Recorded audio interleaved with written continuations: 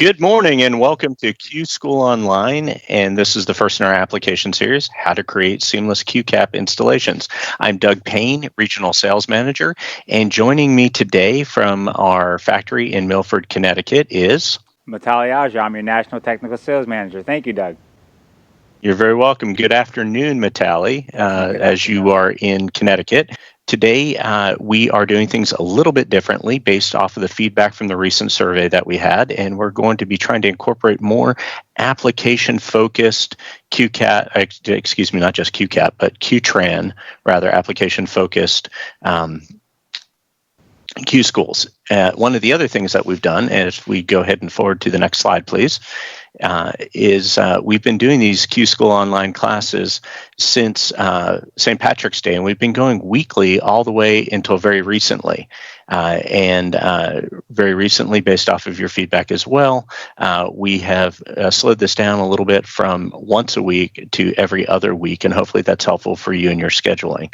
But let's go ahead and get started today. Let's talk about our installing QCAP in the fixtures. So if you go to the website, you go to products and then QCAP flexible fixtures. From there, you can choose one of the different types. And as you scroll down the screen, we're looking at Boxa right now. Under all downloads, there's application install guides. These are also included in the master ordering guide set at the very end. And this will tell you how to install the QCAP, including the seamless installations that we will be talking about today. Real quick, Doug. This is basically just a quick guide of overview.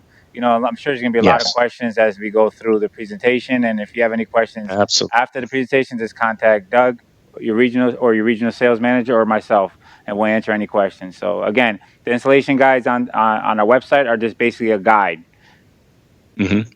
And Vitaly, one of the reasons we started with this topic today is because it happens to be one of the most frequently asked questions we receive about QCAP, how to achieve a seamless installation, correct? Definitely, because since they come in 16-foot lengths, Doug, a lot of times we get applications that are over 16 feet, which is like 30 feet or 32, and they want to know how to get a seamless application. So today we're going to talk about it, so it's going to be a great presentation. Right, and so there's four basic ways, Vitaly. We can do straight runs, and we can surface mount them. We also have the side graze clips available. Right. We can do up-down bending with the box of fixtures. That might be wrapping a column, for example. Right. We can do side bending fixtures as well, which might be a circular graze, for that matter. And then, of course, as you like to say, my favorite is the compound curves, combining both the up-down bending Boxa with the side bending Zala, utilizing the same exact profile. Yeah, we're gonna have examples of all of that in today's presentation. So let's get going. Fantastic. So as we move along, there's a couple of quick points we would like to bring to your attention about these fixtures. So obviously these installation guides that we were just looking at on the website a few moments ago certainly are helpful. And sometimes when we hold up fixtures and we show them, that gives you an idea. But today we're trying to dive in a little bit deeper for you, and seeing really is believing. Vitaly, I believe you have some examples of the hardware there on the table, including the PPS bracket and showing how it might go together. Can we go ahead and, no problem, and share that with everyone? In our QCAP, we have the channels that come you have to pre-drill it before you actually do the installation. So if you look above, they come exactly looking like this. This is actually a 2-inch section here, but they do come in longer pieces, Doug. So you could get it in longer pieces. But for this example here, we're going to have 2-inch clips approximately. And then what you have to do, Doug, you got to pre-drill it. Once you get the product, you got to pre-drill it, and then you're going to have to screw it onto the material that you're going to use the product on. So the important part here, Doug, is to make sure that we use flat-headed screws so they don't impede on the installation of the channel. So if you notice here, you snap it right on, it goes nice and smooth. Where if you didn't have the screws to be flat-headed over here, you'll notice that once you put the channel on, you'll get a little bump into the channel, and that's more apparent when you use the low profile, because it's a little bit more lower in profile per the part number. So the good thing about the PPS channel here, Doug, is that you could use the the clip on the other side has the wire way, and that's very key for like longer installation runs. So you could run the wire right down the channel. So that's pretty good way to use the channel as well. So. Right. And additionally, if you are trying to use that as raceway or wireway and you had a taller screw there, it might prevent you from running your wire as easily as possible. Exactly. So, there's, like I said, the prep work has to be done before you put the product on to make your life easier later on. So. Absolutely. So speaking of some of the prep work, let's take a look back in the slides at how the Baxa versus the Curve and Zala fixtures are wired up. So the Baxa fixture is an up-down bending fixture, and that means in order to hide the wires, Metalli, the wires, the power feeds are on the bottom of these fixtures. For the Baxa. Now, the great news is if the power feed is only going to be located about 4¼ inches from the end of the fixture, and if it's a single input fixture, the S5, it would only be on one side, and there'd be nothing on the other side. Right. And if it's a pass-through fixture, it would just be on both ends of the fixture. Correct. But it does add about 4/10 of an inch. Yes, definitely. So that needs to be taken into consideration, especially if you're using conduits, and you need to have the wire come right close to where the conduits come in. So that's very critical. Or the low profile clip, you might need to leave a break in your clips in order to get that as snug as possible to your surface. Exactly. And when you're ordering seamless, Doug, it's very critical to make sure that you order the correct type. For example, in this case, it's S5 and P5. Any other type will give you a non-seamless look. You can still butt them together, but the other ones will give you a dark spot. It might give you a dark spot. Good point. So, Metalli, the other thing to keep in mind is the smallest profile of this is using what we call bare wire, but is of course jacketed wire. Correct. If you're using barrel connectors to connect multiple pieces, they are a little taller than that 4/10 of an inch. Correct. And be especially aware of this when you're outdoors and you're using barrel connectors that are even taller. Because a little bit bigger, a little bit thicker, so you got to take that into consideration. Absolutely.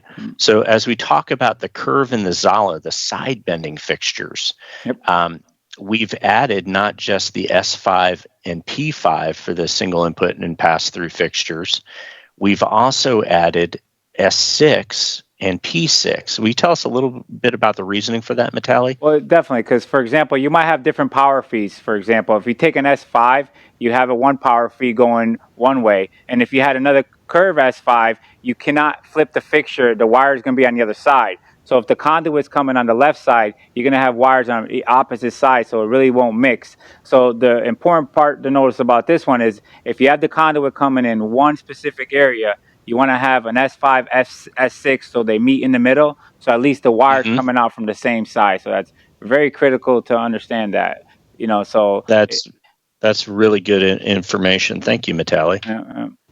Yeah, so that's a lot of times we get people that order on the outside. They'll say, "Hey, we got an two S5, but the wire's on the other side, and we can't have the wire showing." So it's kind of like that's why we kind of added the S6 option for that reason. Okay, that's great information. So, Metalli, when we talk about these fixtures, we also talk about them having these seamless end caps, and I just was going to show an example of one of these unlit.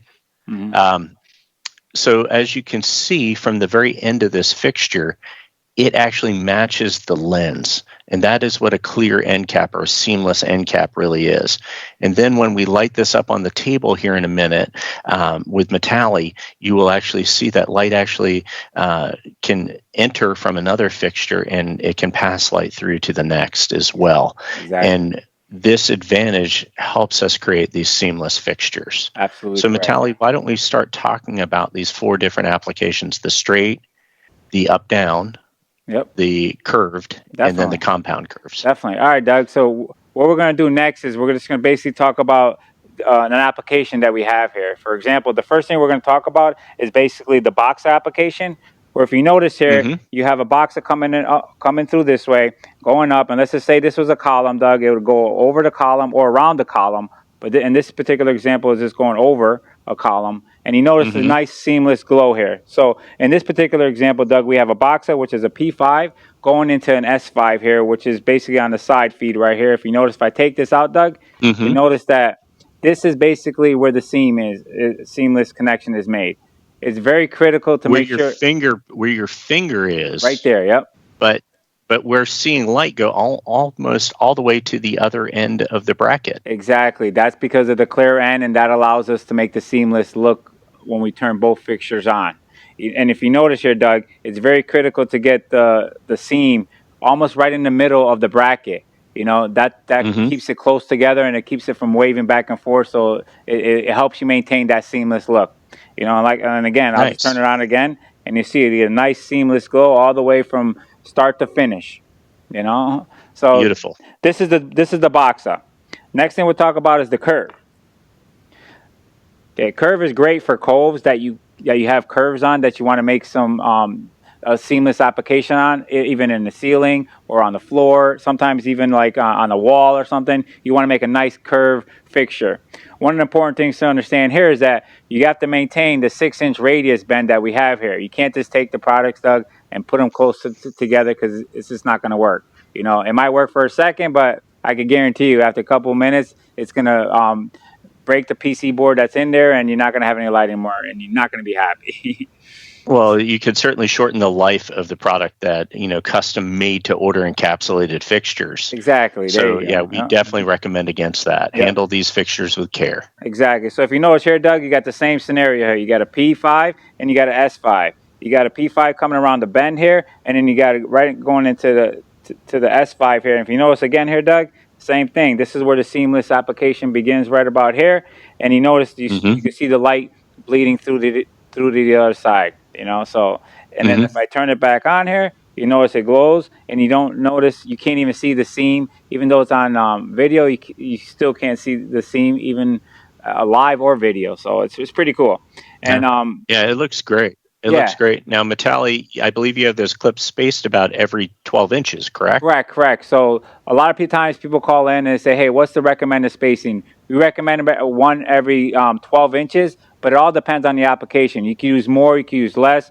So, for example, in this case right here, I have them spaced out about 11 inches, depending on the curve. I might put another one over here, depending on how much I want to hold this up. But it's pretty sturdy once it gets into the clips. But again, you could put it every 6 inches, every 4 inches, wherever you desire. What's really recommended is to use the full extrusions, because the full extrusions kind of makes it snaps in, and it doesn't let it sag, and it'll prevent any sagging. So, not saying that it would sag with these, but it still prevents it from especially if it's hanging upside down. Exactly. If it's hanging upside down, we highly recommend that you use the full channels.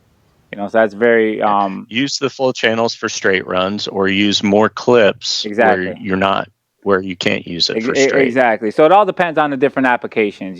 So like I said, for the curve, is a couple important things to remember. Is remember the 6-inch maximum bend radius, and just remember you place the clips in the right area. So, all right, Doug. Okay, and then Metalli, the Zala operates a lot like the curve. Correct. It's just a smaller height, correct? Correct. So that's why we're going to talk about your favorite application now, Doug. All right. So here we're going to combine a Zala and we're going to combine a boxa. So you can't combine a Zala with a curve, because the curve is deeper in width, and Doug will show you in a second. This is the curve next to the boxa, and as everyone can see, they are taller, or the curve is taller than the boxa. So, but Metalli, just like you were mentioning, exactly, in this application that we're going to show right now, Doug, you cannot achieve the seamless if you have a curve and a boxa. So what we did is we developed the sister. Taller, correct. We developed the Zala, so you could see that if you look above over here, you'll see that you have a nice uniform S, or whatever you want to call it, backward S, whatever you want to call this, the curve coming into a straight. Again, here's where we make the seamless connection right here. If you notice, you'll have like the seam right here, and it bleeds into the other side as well here, Doug. And you make the connection again here, and you notice here, and this is boxa, bends the other way as well. Just to say there's our compound curve, up, down, and side bending, in a matching seamless fixture. It's beautiful. And it's all because the fixtures are the same exact profile. One just happens to be lit from the side and the other one from beneath. Exactly. And these PPS channels are great, Doug, because when you snap in the product, it's a pain to take out. So they really keep the product in place. And like I said, spacing is all. It's every application is going to be different. You could space it 4, 6, 12, whatever you feel necessary for the application. But once it's in there, it's in there. It's not coming out. Sure. So Metalli, tell us a little bit how you might do a perfectly straight run and make those same joints. Yeah, so please. if you did it like we did in a couple of slides way in the beginning, you notice you have 2 longer channels, Doug, like 2 96-inch channels, because the max they come is 96 inches. You would take the 2 96 inches, one on each side, and then in the center, you would basically separate a little spacing. Try to demonstrate this a little bit here, and then you'll snap the channel, and then the wires could go right underneath it, and then it'll be a perfect raceway. Right in the raceway. And that would be for the power, whether it's on the side or the bottom, right? Exactly. Okay. Exactly. So basically, when you want to do the power, you got to make sure you break it at that connection where it's like where the wire comes out, and you use the little smaller channels to hide the power connection. So that's a great tool. Like I said, like I mentioned earlier in the presentation. So the PPS channels could be used for everything, really. Sure. So Metalli, I believe we may have one other application for people, a little bonus application, right? Definitely. Yep. Yeah. So we get this question a lot, don't we? Oh yeah, all the time. People want to know how can you recess Qcap into drywall? Correct. Well, the most direct answer is you really can't, because flexible fixtures don't meet fire code. However, you can make an application that looks a lot like it is recessed. And the way to do that, of course, is to double up the drywall, use the first sheet as a fire barrier, surface mount your fixture to it, and then use your second sheet as first sheet fire barrier, second sheet would then have your fixture curve, and then you would apply your fixture to it and add your power and create a seamless looking drywall fixture that, of course, you would have your drywall contractor finish up and make look far prettier than what I am showing you right now. And so the other thing I want to add about this concept, Metalli, is we really recommend, and I'm going to go ahead and unpower this and take the fixture out. We really recommend using that 5/8 of an inch drywall, because right here what I have is 1/2 inch drywall, and this is, with a 1/2 inch drywall, the height of the Baxa or Zala low profile clip. So as you can see, it's just taller. With that 5/8 inch, we'll get a really nice fit. And then again, curve is even a little deeper with the low profile clip. Correct. Now, you might say, but what about the white snug clips? Well, for the right application, you could use a white snug clip as well, and it will add a little height to the fixture, but not much. However, with the white snug clip, Metalli, what I want to point out to everybody is that if you're hanging this from the ceiling, you really don't want to use a white snug clip. Correct. Because it's a lot easier. Let me pull this over here. It's a lot easier to remove that white snug clip than it is to remove the clips that we're talking about today, which are these PPS channels. Correct. So you can see, much harder to pull off. Yep. All right.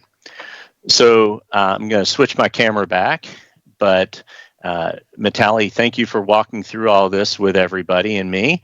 I know our colleagues have been standing by monitoring the chat and Q&A, but let's find out what types of questions and concerns that we received today and see how we can answer those. We have the same question from 2 attendees. Why are the clips not pre-drilled at the factory?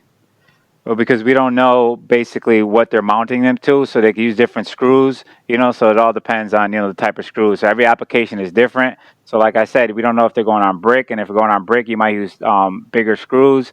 So it all depends, so that's why they're not pre-drilled at the factory. So Metalli, it's also a really good question as well, because the only clips that don't really come pre-drilled at the factory are the PPS channel and mounting brackets. Correct. Because, like you said, we don't know where they're going to be doing that. However, standard white snug clip does Correct. come pre-drilled. Yes, it does. The rigid lock channel comes pre-drilled. The indoor magnetic only MCS clip comes pre-drilled, and so does the side graze channel. Correct. So we try to accommodate where we can, but to your point, we don't know how the best way to install your particular project will be. So we try to provide you with the tools and the knowledge so you can make your installation work very, very well for you. Exactly. Like if they were pre-drilled, Doug, if they might be in a wire way or something, and they can't go. So that's why it's hard to do that. To have it pre-drilled. I also want to point out something I did not mention about our bonus application, Vitaly, and I'll make this very quick. The 5/8 of an inch drywall is very important because we really, especially if we're hanging this upside down, should be using the PPS clips and channels for that recessed look. Definitely. Yep. And you're going to be much too tall with that Zala fixture and the mounting clip that way. And of course, if you were trying to avoid that and you were trying to use the tiny little white snug clip, you definitely don't want to do this in the ceiling with a white snug clip because you could eventually have sag. So we're trying to find ways to help you eliminate and prevent sag with stronger clips closer together. Yep, definitely. Any other questions? Danielle, do we have other questions? If when doing a 90-degree corner, do you miter or just butt the two together? Can you show that? Well, we can't really miter the product because it's not field. So you want to show it? The channel, though. Oh, the channel you could miter, but what you would do here is you'd basically you can miter the PPS channel. Yeah, but you can't miter the product, Doug. So basically, to create a 90-degree, you'd go do something like this, where the channel one butts right next to the other. So that's how you would create the 90-degree glow on that side. Yeah.